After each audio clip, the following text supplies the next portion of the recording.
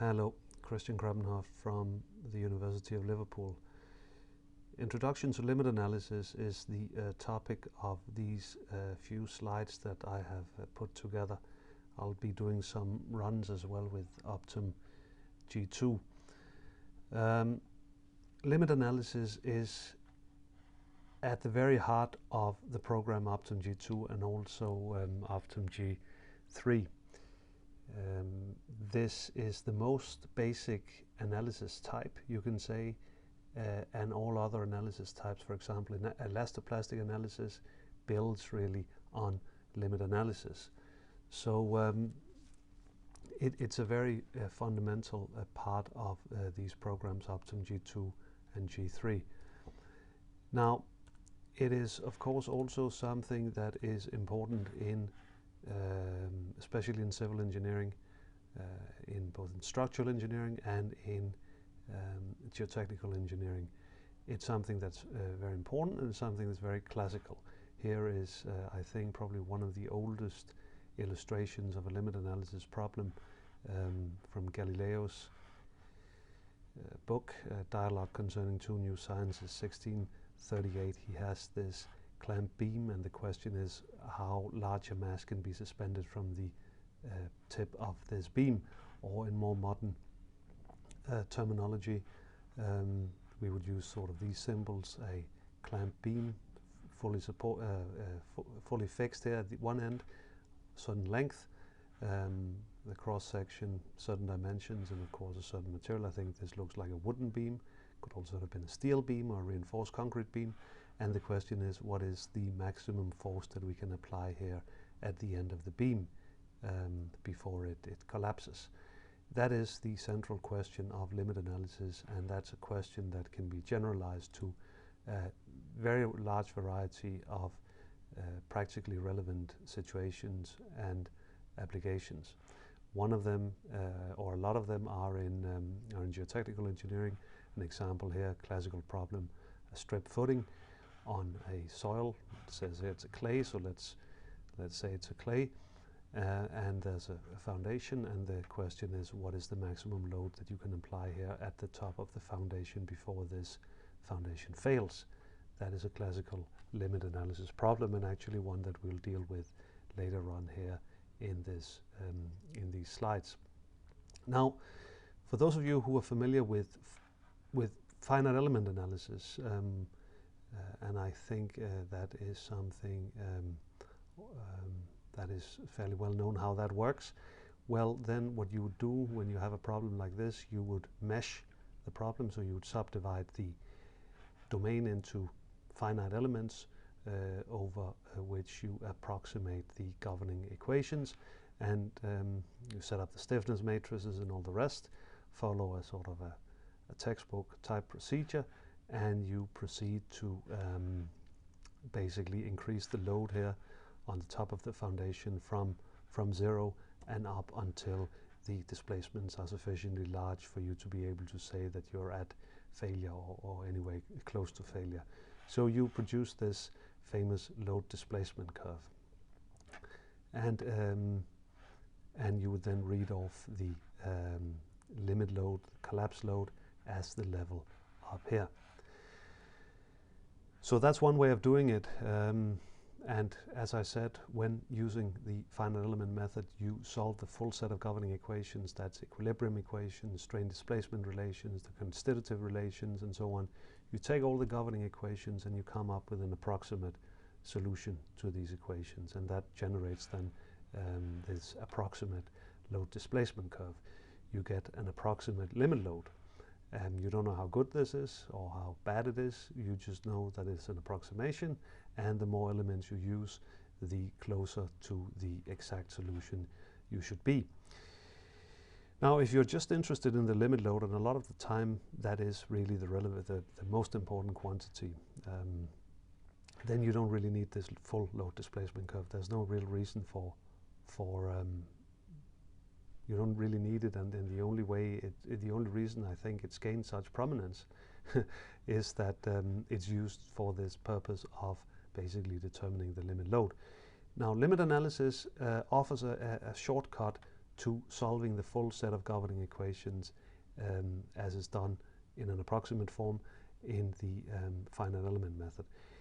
It namely allows you to solve part of the governing equations and another part of the governing equations, and in this way, and I'll go through the details in the following slides, and in this way come up with two estimates of the limit load, one from below and one from above. So let's say that this load displacement curve was actually the exact load displacement curve. So let's suppose it had been solved with a finite element program with millions and millions of elements, and we were sure this was the exact solution to within a negligible margin of error. Well, then limit analysis would allow you to calculate not the full load displacement curve, but an estimate of the collapse load without having to go through this load displacement or this incremental step-by-step load displacement analysis. But with one direct calculation, you would find a lower bound on the exact solution, and another direct calculation, you'd find an upper bound on the exact solution. If you do this in a finite element sense as well, if you use a finite element mesh as the basis for computing these two solutions, well, then you have exactly the same properties as in conventional finite elements.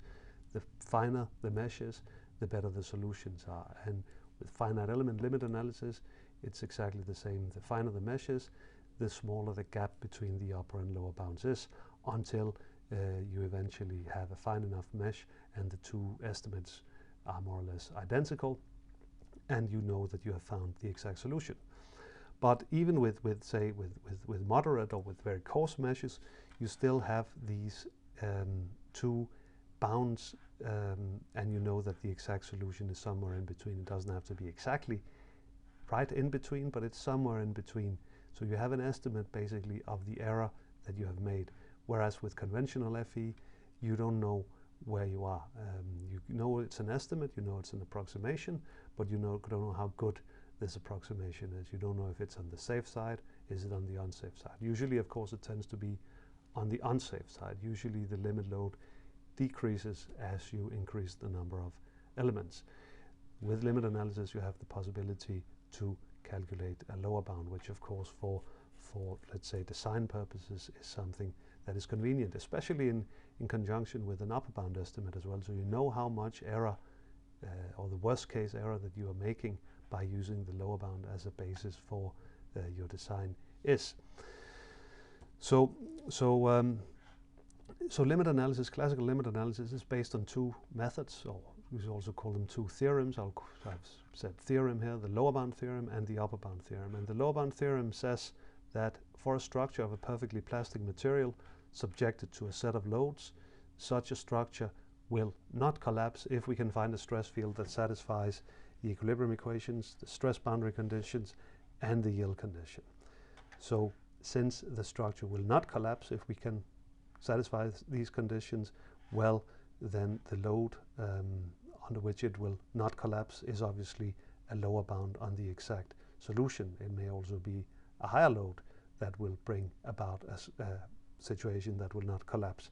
We don't know. We'll have to check if the conditions are satisfied as well. So if I use this, if we use sort of a discrete model as the basis, what I'm saying is, suppose we have a load here of 100 kPa. Now if I can find a stress field, forget about displacements, forget about the strains, there's no kinematics, there's no strains or displacements at all involved. It's only stresses. I need to find a stress field that satisfies the equilibrium equations everywhere, that satisfies the stress boundary conditions. So up here on the free edge I should have zero normal and shear stress. Up here on the foundation, at the top of the foundation, I should have zero shear stress, and I should have a normal stress in equilibrium with the 100 kPa of applied external load.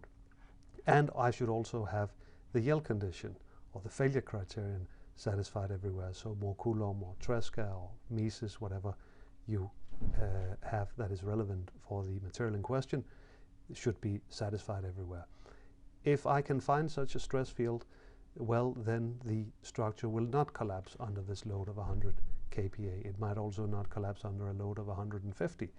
I don't know. I'd have to verify that I can find another stress field that satisfies all the conditions. So that is how the lower bound theorem works. So equilibrium, and that's these in 2D partial differential equations here. And just to give you an example of how it works, so a geostatic stress field, you could say you have a linear variation of the stress in the y direction, so gamma times y, gamma being the unit weight and y being the coordinate. And you could then say, okay, in the other direction, in the x direction, horizontally, I have some fraction of sigma y given by the earth pressure coefficient k naught. So sigma x is some constant k naught, 0.3 or 0.4 or whatever, times sigma y. So it's k naught gamma y. And then I'll insert into the equilibrium equations. So the first one here, well, take sigma x and differentiate with respect to x. That's 0. There's no shear stress here, so that's 0. And this is a 0 as well, the unit weight in the x direction. So that equilibrium equation is satisfied, and the other one, take sigma y, differentiate with respect to y. That is gamma. Here we have 0, and here we have minus gamma. So that adds up to 0, and that equation is satisfied as well. So that is how the equilibrium equations look. The stress boundary conditions, well, that's to do with the normal and shear stresses, you could say. So on a loaded edge, the normal and shear stresses are different from 0. They are basically such that they are in balance with the externally applied load. On a free edge, they're both 0. On a supported edge, which is what this here down here represents, well, they are not known a priori. They are basically, you could say, the reactions. So they are found as determined as part of solving the problem. So we work with stress fields only, and then there's the yield condition as well, which I will just come to now through an example. And that is a strip footing on a weightless undrained clay. Could also be with weight, but let's just say that is weightless. And the strength criterion, or the yield condition that we'll use here, is that of Tresca, which actually, of course, is a special case of Mohr Coulomb, but never mind. So it says that sigma 1 minus sigma 3, the major, and the difference between the major and the minor principal stress must not exceed 2 Cu. Cu being the undrained shear strength. We also call that Su, I think, in Optim G2. So that is a condition that must be satisfied. And how do we then construct a solution? Well, we could draw sort of consider three patches with a constant stress within each patch.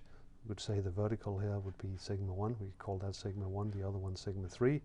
Or since we don't have any shear stresses here, we could just call these sigma y and sigma x. It doesn't really matter what we call them. But the difference between these two stresses must not exceed 2 Cu. And then the equilibrium equations, they're all satisfied automatically in a way, because we have constant stresses, and anything constant differentiated with respect to anything, x or y, is 0. The unit weight is 0, so they are automatically satisfied by the choice of these three patches with constant stress. Then we come to the stress boundary conditions, and how do they look? Well, here in the central patch, the stress here must of course balance the applied stress. Okay, so if this is called Q, well, we would have a stress equal to Q here. At the sides, well, we have a free edge, so there's no normal stress here. It's 0. And then we have the horizontal stresses here, and we can call them P, and they're P throughout the domain, the idea being that we have as well, and it's a kind of a stress boundary condition, it's an interface condition. We must have equilibrium, of course, between these patches as well. And so if the stress here is called P, well then it's P over here as well and over here. So we have, you could say, two variables. We need to pick these P and Q, determine those such that all the conditions are satisfied. The equilibrium equations are already satisfied. The stress boundary conditions are also automatically satisfied by this choice we have made so far. So then there's only the yield condition left, and the yield condition says that the difference, the numerical value of the absolute value of the difference between the two stresses must not exceed 2 Cu. So over here we have P minus 0 less than or equal to 2 Cu, and here we have Q minus P in the central patch less than or equal to 2 Cu. And then I've written an optimization problem here because we are applying the lower bound theorem here, so we're coming from below. So we want the highest possible load here, the highest possible limit load, right? The highest possible lower bound. So we want to really maximize this quantity Q, and then the conditions are the two inequality constraints here, or that's 4 inequality constraints. If you take the absolute value into consideration. And we can solve this problem. You could solve it numerically, or you can solve it as I'll do here graphically. So let's take a look at the constraints first of all. Absolute value of P less than equal to 2 Cu. If we draw a PQ diagram as shown here, well, then those two conditions define two limits, so we must be in between these two limits. And then the other two conditions here define another two limits, and in that way we end up with a closed domain shown here in gray, where every pair of P and Q within this domain is in principle a valid lower bound. But of course we want the highest lower bound, and that's up here, and you can read that off as being equal to 4 Cu, at which point the horizontal stress is 2 Cu. So this is the solution: 4 Cu, 2 Cu, and 2 and 0, and a lower bound then of 4 Cu. In this case we know the exact solution. That's the famous Prandtl solution, 2 plus pi times Cu, or 5 plus 14 Cu, and we can then calculate an error, and that error is minus 22.2%. We're 22.2% below the exact solution. Is this a good solution? Well, an error of 22% is not fantastic. It's possibly quite all right, but it is what it is, and it is below, of course, the exact solution by the lower bound theorem. We can improve the solution. So this was a very, very simple stress field we have here. We can improve it by increasing the number of wedges here, the number of these constant stress patches, and we can keep on adding more of these wedges, or increase the number of spokes in this quarter wheel, if you like, to eventually obtain the exact solution. Things get quite a bit more complicated, of course, with the sort of the interface equilibrium equations across these lines here, but it's doable, and in that way you can actually, by using enough of these wedges, get to the exact solution. So that's how that is done. And of course, if you have a computer at your disposal, then this process could possibly be, programmed, and then it wouldn't necessarily be such a big deal to actually get to a much better solution than the simple one I just showed you. But a few more words about that later on. The upper bound theorem. In the upper bound theorem, and that's the theorem that's used as a basis of most hand calculation methods. The way it works is you postulate a mechanism of collapse, you then calculate the external work and the internal work, you equate the two, and in that way you work out an estimate of the collapse load. And that estimate can be shown to be an upper bound on the true collapse load. So, but there are some conditions as well. So you start with a displacement field from which you can derive some strains. These strains should satisfy what is known as the associated flow rule, and the displacement boundary condition should be satisfied as well, of course, for the problem at hand. You should respect the support conditions and so on, right? So, but the strain displacement relations, the associated flow rule, and the displacement boundary conditions, I'll just go through them in turn. If we assume small deformations, and that's what we always do, so up to the point of failure, the structure has only suffered small deformations. That's an assumption. That's an assumption that is made in many other contexts, for example, in standard finite element analysis, unless you use sort of specialized large strain formulations. This is a sort of a standard and uncontroversial assumption, the small deformation strain displacement relation. So the strains are related to, can be derived from the displacement field. Then the different strain components, so say normal and shear strain, they are related to each other by the normality rule, or by the flow rule, or also sometimes the so-called associated flow rule, known as the normality rule, meaning that for more Coulomb, the ratio between the normal and shear stresses will be equal to tan phi. For Tresca, there's no normal stress, epsilon, and more generally you can fix the ratio between the different strain components in this way here. You can derive the strains to within a constant lambda from the yield function. And the way this one looks graphically,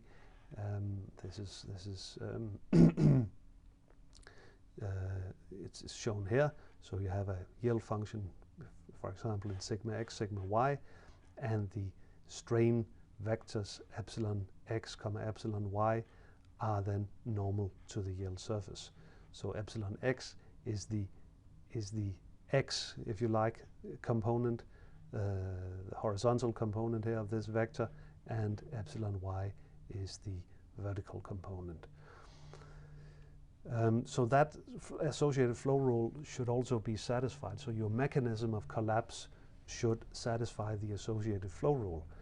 And that is something that has been the subject of quite a lot of debate over the years, and it's a question that in many ways has not been entirely settled, because the flow rule, of course, is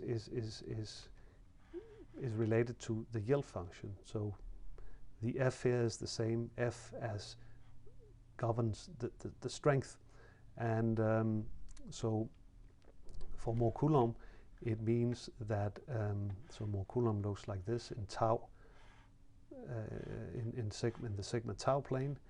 We have an inclination here of phi, which is the friction angle, and then the strain vector normal strains, which are associated with the sigma component, and shear strains, which are associated with the shear component. It looks like this. It's normal to the yield surface. So the two components are shown here. So for a non-zero friction angle, you'll always have a normal component. You'll always have dilation, basically. So for this classical example of a rigid block on a rigid frictional surface, the way the failure mechanism should look is something like this. So you have a shear strain, and you have a normal strain, you have a dilation. So you have basically this box lift off from the surface, which is not exactly particularly intuitive or necessarily what you want. You would like the box to fail simply by just sliding along the surface. But the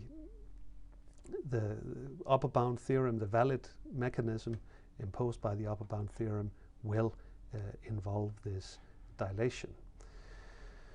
So and this angle here is you can do the geometry yourselves, is the same as this angle down here. The friction angle, which is, we can call this the dilation angle. So the dilation angle is equal to the friction angle for an associated flow rule. And it has to be an associated flow rule for the upper bound theorem to be valid. You could of course say, well, what about a non-associated flow rule? What about having a dilation angle separate from the friction angle? And you can do that, but then the limit theorems, the upper and lower bound theorems, no longer apply. I'll return to that in another talk, because of course it can be done as is done in conventional finite element analysis. It can also be done in Optim G2 and Optim G3. So just to summarize, the associated flow rule, when applied to frictional materials, is one of the more controversial aspects of limit analysis due to this dilation. The current consensus, though, is that the flow rule or the dilation angle obviously it has a large effect on the deformations, but it has less of an effect on the strength. You can make certain corrections, and that is also basically make certain corrections to take the correct dilation angle into account. In this case, you would want 0 dilation. Take that into account using various approaches that are described in Chapter 9 of the theorem manual of Optim G2. It's something I might return to in a later talk as well. But it is something that we know is a bit dodgy, but it's nevertheless something that is accepted, this dilation. And I should say as well that all the conventional and all the common Tasaki's bearing capacity equations, all the relations you find throughout the codes of practice are based, it's never mentioned explicitly, but they are based on this assumption of an associated flow rule.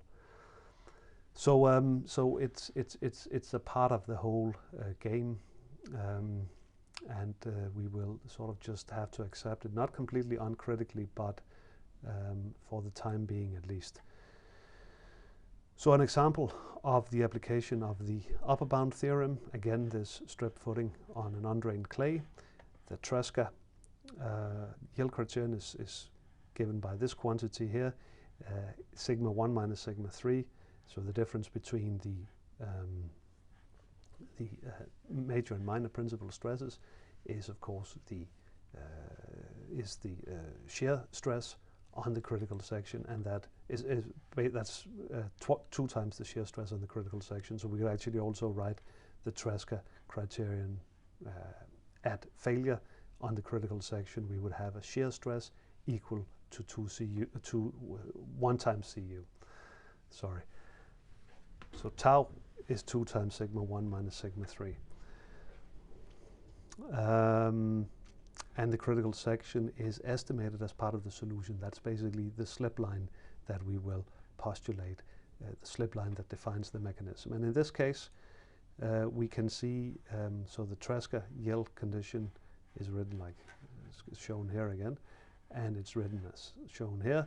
So basically, the strain vector here, the normality rule, gives 0 normal strain. So in this case, we do indeed have a box that just slides along the surface, which is a good thing. So we could postulate a mechanism. And I'm going to postulate a sort of a circular rotational mechanism. So we can draw, this is a semicircle, and along this semicircle we have a shear stress equal to Cu, and we can then postulate the mechanism of failure as a rotation of this semicircle. So we have some stresses out here, there's some strains as well, and integrate the product of those up, and then you have the internal work. That's basically the quantity shown here. The external work, well, that's basically the displacement of the external, of the magnitude of the external load multiplied by the displacement of it. So that's the quantity shown here. Omega being the angle of rotation here. And you equate the external to the internal work, and in that way you work out an expression for Q, the limit load, which is in this case 2 times pi times Cu. So 6.28 Cu. You can improve on this solution as well. I mean, the correct value is still 5.14, so we are above that exact solution by some amount. But you can improve this solution as well, for example, by postulating a shallower mechanism. You can parameterize it by this angle up here, theta. Then this angle becomes part of the expression for the internal work. You again equate the internal and external work rates, and you end up with an expression that contains the quantity theta again, and you would then minimize the external load with respect to theta. So we are coming from above. We want the smallest possible upper bound, and in this case we get to 5.52 times Cu.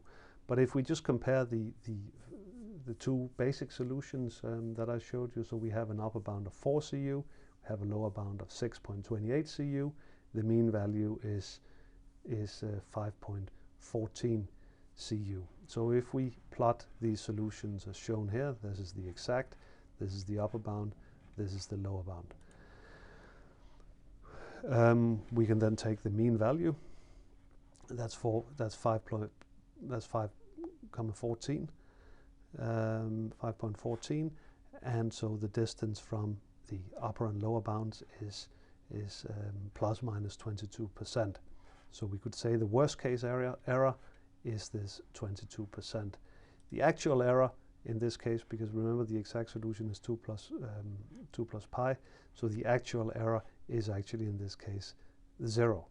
Okay, so the mean value between the upper and lower bounds is actually the exact solution. That's of course a coincidence in this case, but more often than not, for an upper bound and a lower bound of more or less the same quality, the error you make on either side, they balance each other out, so that the mean value tends to be a very good estimate of the exact solution. So in practice, the actual error is often something like the worst case error divided by 5 or 10 or something of that order. So if under normal circumstances for an error of 22%, we would expect, for a worst case error of 22%, we would expect an actual error of something like 2 to 5%, let's say. I'll return to that when we get to the optimum calculations as well. And speaking of the optimum calculations, how do we move from these hand calculation type methods to something that we can sort of solve more readily using sort of finite element methods, or at least the finite element concept of dividing a structure into finite elements, into triangles that have some properties attached to them. And that's exactly what finite element limit analysis is all about, and that's the version of limit analysis implemented in Optum G2 and G3. It is to construct a mesh and then set up the equations, the kind of equations that I showed you before, set those equations up with respect to the geometry defined by this mesh, and then solve the resulting optimization problem. I showed you the lower bound optimization problem and also an upper bound optimization problem. Solve those optimization problems numerically. And how does it actually work? Well, I mean, I would encourage you to have a look through the manuals. The theory manual in particular has quite a bit of detail about it all. But just to sort of give you a feel for it, if we consider this hand calculation lower bound solution with, here in this case, 5 patches of constant stress, well, you could sort of almost think of these 5 patches as 5 finite elements. So you have 2 triangle elements here, a quad here, and another 2 triangles here. If you wanted triangles everywhere, well, then you could subdivide the central quad here into 2 triangles, and you would have 6 triangles.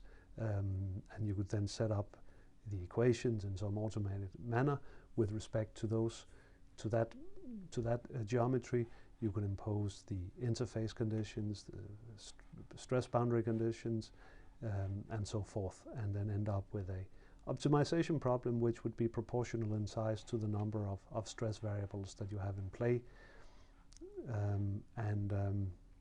and then solve that resulting optimization problem. And that's exactly what we do in OptimG2. In practice, we don't operate with constant stress triangles, but with triangles over which the stresses are allowed to vary linearly. That's sort of a good thing to do, but the principles are the same. And hand calculation upper bound solutions, well, we saw that we had this rotational sort of mechanism. Suppose that we had subdivided the domain into triangles, and then to each of these triangles had attached some displacement degrees of freedom, such that the triangles would be allowed to, each triangle would be allowed to move freely. So it's not exactly the same as a standard finite element mesh, but kind of. You could think of these triangles being connected by interfaces, and there's some conditions associated with those interfaces. That's where the flow rule comes in. But you allow each triangle to move in principle freely, subject to there only being sliding along the edges of the triangle interfaces. So those equations can be set up as well for a given mesh, and we will not then be able to do something like this. We won't be able to have a slip line that cuts through the elements, but we will have the possibility to have slip along the element edges, so we could have a mechanism like this, where these two rigid blocks would move something like that. And if you actually do this calculation, well, then you end up with 6 CU, so an error that's slightly smaller than the circular rotational mechanism, funny enough. And of course, as you can imagine, as you add more elements, you have more freedom to basically get closer to the exact solution. Also in practice, in the way it's implemented in OptimG2, not only do we have the possibility to have work done along the element edges, but we have also the possibility of the elements themselves actually being plastically deformable. So there's an extra contribution to the internal work from the work stemming from the deformation of each of the elements. But otherwise, again, the principles are the same as for the hand calculation examples I showed you. So that is the idea: set up this mesh and then set up the discrete equations, upper or lower bound as you wish, and then solve the resulting optimization problem. So this is what I will now switch to OptimG2 to give a sort of just a brief trial of. And the problem we considered was this strip footing on a Tresca soil. It's an undrained clay. So take the Tresca basic SU, it's called here, and not CU as in the slides, but I hope you can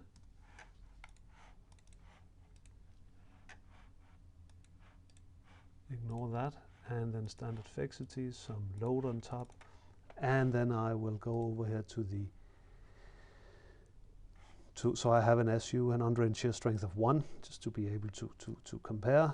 No unit weight, and all the other parameters are irrelevant. I have a footing up here, it's rigid, and it has no weight.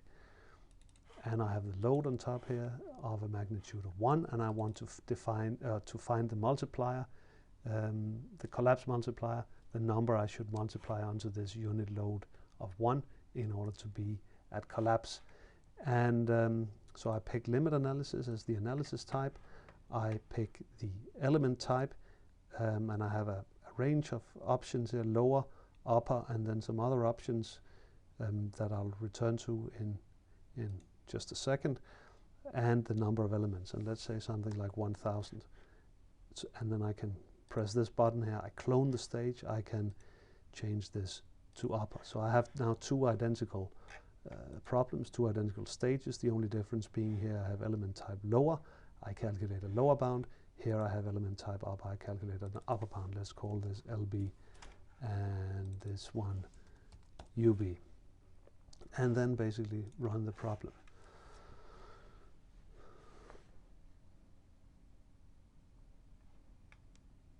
So the first number that comes out here is the lower bound, 4.627. And if I just need my calculator here, and I use MATLAB as my calculator.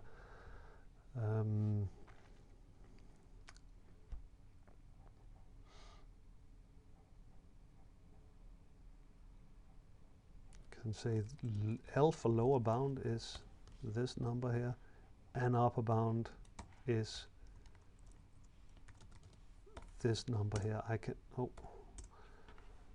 can as well calculate the mean value, so that's L plus U divided by 2, and then I can calculate some error estimates. I can say error WC worst case is M minus L divided by M times 100%, so that's 13%. And the actual error, which I'm able to calculate in this case, I'm usually not able to do that, but in this particular case I am. So that was the 5,14 minus M, so the error with respect to the mean value. Minus 514 divided by 514. So the actual error is 3.7%. So again, I don't know what the ratio is here, a factor of 3.5, 4, something like that. But the actual error is again quite a bit lower than the worst case error. But still, the worst case error of 13%, not too bad. If we look at the collapse mechanism, so I can set this playing here. And then I can plot, say, the strains, the epsilon 1 minus epsilon 3. That is somehow the shear strain, and that looks something like this. And I can show the mesh, to show the mesh here, and it collapses like this. That's for the upper bound calculation. For the lower bound calculation, you saw for the hand calculations, there's no displacements involved at all. When it comes to the numerical solution, we end up having quantities that come out of the solution that, in a certain sense, can be interpreted as the displacements, and except that they tend to look a bit funny. We have these discontinuities. They shouldn't be seen as real discontinuities. I mean, this foundation here doesn't, in actual fact, break, and there's no fracturing going on here, but this is somehow the nature of these so-called lower bound pseudo displacements. But they give you a good indication usually of the failure mechanism, which you can see here also from the upper bound solution. You can see that it was actually it was rather unsymmetric here. There's a tendency to a rotation here. You can ask why, when you have a symmetric problem, do you have an unsymmetric solution? And that is because the mesh, of course, is not symmetric, not completely symmetric. So this slight deviation from perfect symmetry is what actually induces a unsymmetric, and in this case a rotational failure mechanism, which, by the way, I should say as well, is exactly the kind of mechanism you see in practice if you actually do full-scale load tests on foundations, on clay, so undrained sort of loading tests, footing load tests. You will see almost always a rotational failure. It'll rarely fail straight down like this. You can see even there's a slight rotation here actually. Now, so with this error of 13%, what do we do? And as I said, if we increase the number of elements, things should get slightly better. So we can go from 1,000 to 2,000, and let's see if that will bring about any improvement. So then we have a lower bound. Remember, before the error, the worst case error was 13, the actual error was 3.7. So with these two new numbers, 4.873, and the upper bound here, I don't remember exactly what we had before, but let's calculate the mean value again. And the worst case error, we're now down from 13 to 9, and the actual error should also have dropped. Well, that has actually increased slightly, funny enough. So the estimate we had before, the upper and lower bounds were both worse than what we had before, but the errors that we had in each of the two solutions were more similar than in the second calculation. And of course, these errors, if they are equal, if the upper and lower bound errors are equal, it doesn't matter if they're both 500%. One is minus 500, the other is plus 500, and the error in the mean value is then, of course, 0. But the worst case error, which is the one that under normal circumstances when we don't have the exact solution is the one that's really relevant, that has decreased from 13 to 9. See, the collapse mechanism tends to become slightly more defined, and this is where the idea of mesh adaptivity then comes in, because you can say, why do I use such a course, why do I use a uniform mesh? Because I mean, it's quite clear all the action is up here, all the strains are up here, so why do I have to use the same size of elements out here, where nothing much is going on, as up here? And yes, so this is where mesh adaptivity comes in. There's a setting here, mesh adaptivity yes or no. I'll say yes, and then there's two more fields that appear, adaptive iterations. Three is the default, and then the start elements, the default number is 1000. And this is to be interpreted in the following way. We start by solving the problem for a uniform mesh. That's the first iteration. This uniform mesh contains 1000 elements. Then on the basis of the solution, we construct a second mesh, which is more adapted to the solution.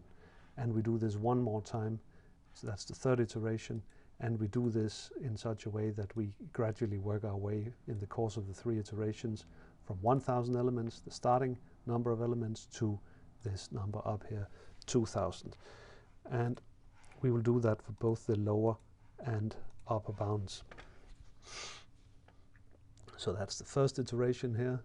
I think that's the result we had before, 4.63. And in the course of these 3 iterations, we are now then at 5.025. And the upper bound has come down 6 point something to 5.264. Let's calculate the mean value. And you can already see now that the, say the worst case error is about 2%, so that's really quite a bit down from 13 to 9 to now 2, and the actual error is, well, it's even less than 0.1%. So, yeah, so mesh adaptivity obviously is something that is really quite powerful. It's something that enables you to really get to very accurate solutions really quite fast. You can see these calculations, and I'm sitting with a standard laptop here. They take a few seconds. Can try another problem. So this was clay. So undrained clay problems tend to be fairly easy. We could take something like a sand. So that is with a cohesion of 0.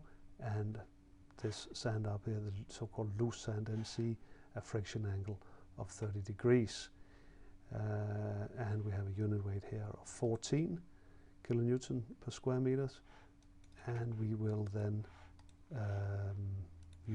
apply that material to both stages and calculate upper and lower bounds. And while we do that, I'll open up Chris Martin's ABC, analysis of bearing capacity, and set up the problem here. So friction angle of 30, unit weight I think it was 14. We have a strip footing and it's rough. The width is, well, the width is 2 meters here. And we don't have a surcharge, but I think we need to put in some number here in order for this to run, and the average pressure is what we want, and we get, this gets to a solution that's very close to the exact one in much less time than Optum for these particular problems of foundations. So say this is the exact solution, E206, and then we have lower bounds of and an upper bound of this number here. So quite a bit of difference still, even for a couple of thousand elements and using mesh adaptivity. And the adapted meshes look something like this. There's a rotation here as well, I believe. Yeah. And so anyway, the lower bound, the upper bound, the exact solution. The worst case error is then, well, that's the actual error is, no, the mean value between the upper and lower bounds. I forgot to calculate that. The actual error is then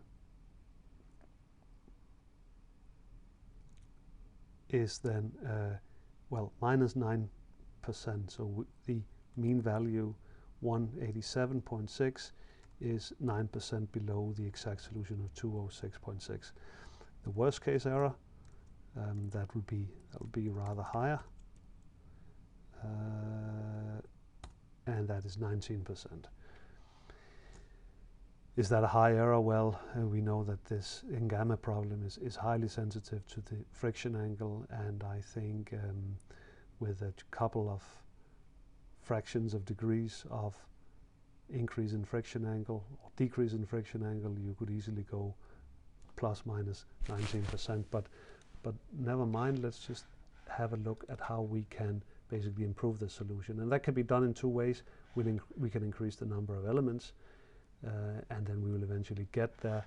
But a quicker way of getting there is to use a small trick that often is quite useful. You'll remember here in my slides I showed you the lower bound solution for the improved lower bound solution, where we basically put up these, we constructed this, we could say, fan of elements here around the edge of the footing, because this edge of the footing here is what we call a singularity. There's a huge variation of the stress at this point. So sticking up in these wedges will enable one to better, of course, capture that variation of the stresses at that point. In Optum G2, you can see the mesh.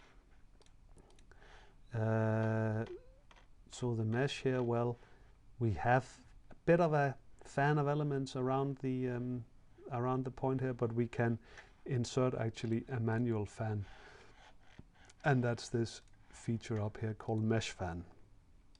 So we can include these mesh fans, and in that way we can we have this fan of elements generated, and that usually improves the solution quite dramatically. Let's see what happens here. It's not really strictly necessary, but it's something that will help you to get quicker to the exact solution. Well, in this case it actually didn't really help at all, neither for the upper bound nor for the lower bound. The lower bound actually turned out to be slightly worse than what we had before.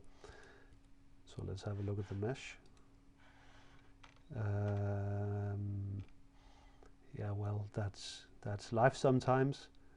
We have a nice fan of elements though around here. What we can do as well is we can specify that we want a certain mesh size at these points. This mesh size by default is 0.1, so that should probably be good. And I now applied it to the line as well. That wasn't really necessary.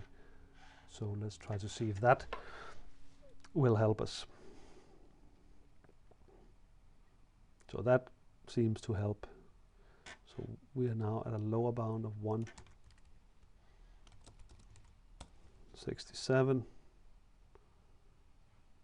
and an upper bound of 2. The mean value is this.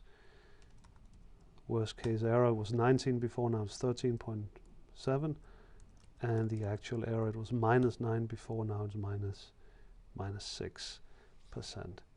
And we can keep going like that. I mean, from now on, it's just simply a question of increasing the number of elements. It of course doesn't help either that we have this rotational mechanism, but that's how it is sometimes, and we can then say, let's try something like 10,000 elements. Should be able to use a couple of 100,000 elements without too many problems. Of course, I mean, the more elements you use, the more time you'll have to wait. But if you really want extremely accurate solutions, then you can increase the number of elements to, I think, 200,000-300,000 with a standard PC with a standard amount of memory, 16 gigabytes or something like that. Eventually, it's memory that becomes the problem, not so much the solution time. You can see now it's become slightly better, but it's still not fantastic. It's nowhere near as good as for the clay problems. But eventually it is a question of just using enough elements. This is, I should say as well,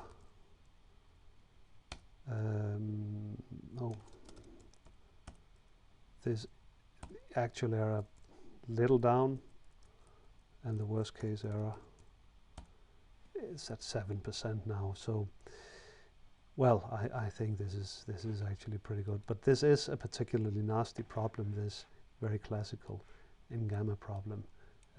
It gets a lot easier if you give the footing a bit of embedment. We can try that. Let's try to give it a bit of embedment, just something like, say, 20 centimeters.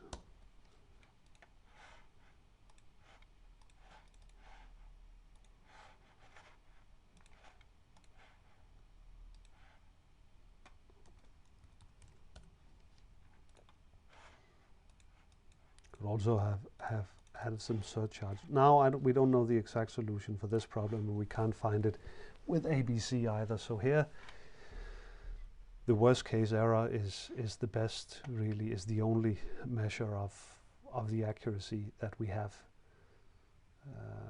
And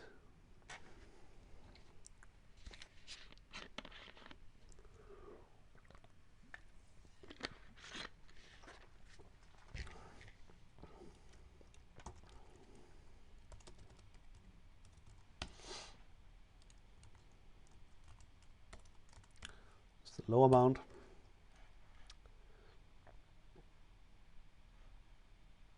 And the upper bound, and you can see they're fairly close, or you can see that just by quick manual inspection. But let's calculate the worst case error, 3%. So the exact solution is guaranteed to be this 308.85 plus minus 3.1%. So this is this was a brief introduction to limit analysis, and you can of course solve many other problems using this functionality in Optim G2. There's also the complementary problem or complementary analysis type of strength reduction analysis that I'll go through in another talk, where you basically have the opposite scenario. You have the loads given, and then you want to know by how much do I need to reduce or increase the material parameters, say the friction angle, in order to induce a state of collapse. And that strength reduction factor, that factor by which you must decrease, say, tan phi, is can then be thought of as the factor of safety. So that's a useful kind of complementary analysis type to standard limit analysis. But for now, I think I'll finish it here. See you next time.